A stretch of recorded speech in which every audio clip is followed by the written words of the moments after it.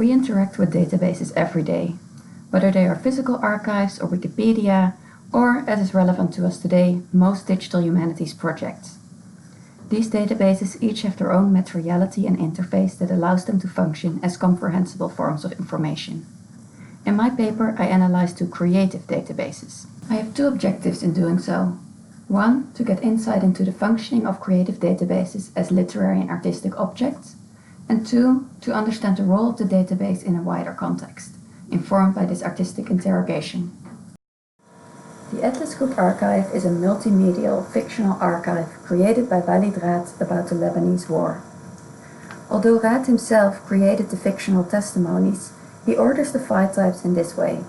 Type A stands for authored files, then type FD for found files, and type AGP for Atlas Group Productions.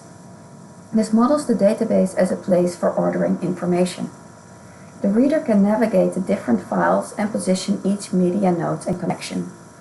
This explicit structure is not a trivial aspect, but rather a key narrative method.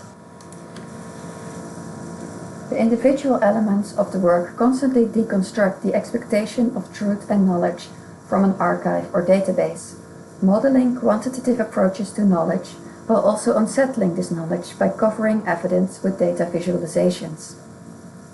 In this way, the Atlas Group Archive demonstrates a double engagement of using the database format to tell a critical narrative that cannot be separated from its exploration of its use of data, data collection, and data dissemination. Nanette Wild's HiQ does not have an explicit database aesthetics. Like many works of electronic literature, however, it has an actual database behind the work, as well as an implied database in the reader's experience. Readers see a computer-generated haiku, and a new haiku is generated when refreshing the page. This means that there is a database of sentences to generate all the poems. Additionally, readers know by reading the paratext that the work is generated, and that there is an evolving corpus of sentences to which they can contribute. They read the work not simply as a collection of haikus, but with the knowledge that these haikus are generated.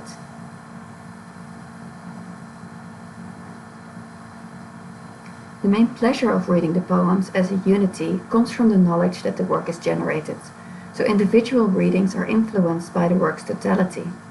At the same time, the totality of the work, the database to which we do not have access, is mediated by the individual readings. Although the Atlas Group Archive and HiQ take different approaches, they both interrogate the concept and materiality of the database, which leads to social and political commentary on databases. We often define databases in more technical terms, yet the condition of sociality is an important element in both works.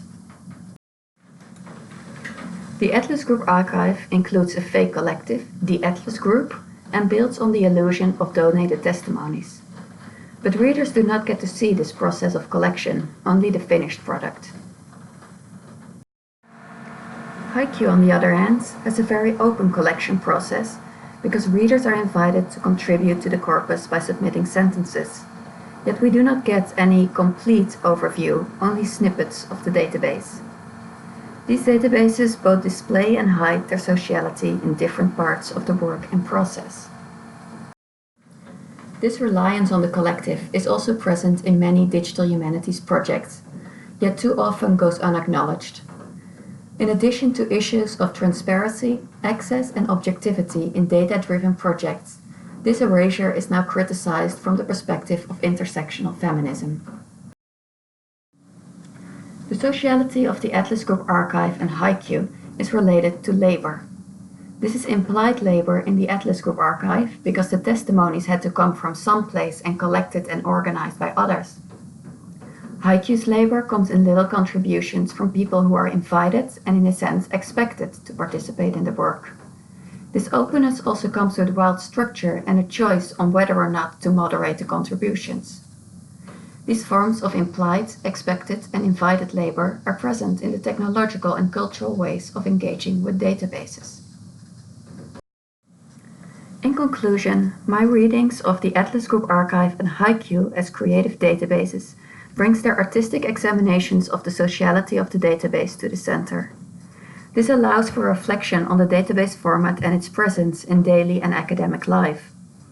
Databases are used extensively to apply quantitative methods to literary texts and bibliographic data.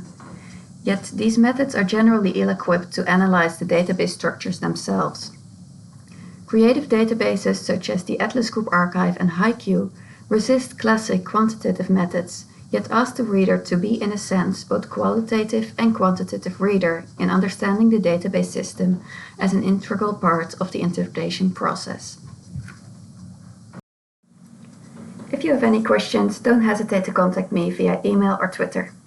Of course, I also invite you to read my paper in the ACM Digital Library, which includes more close readings of the case studies, as well as secondary sources that I've skipped in this video. Thank you for listening and have a great conference.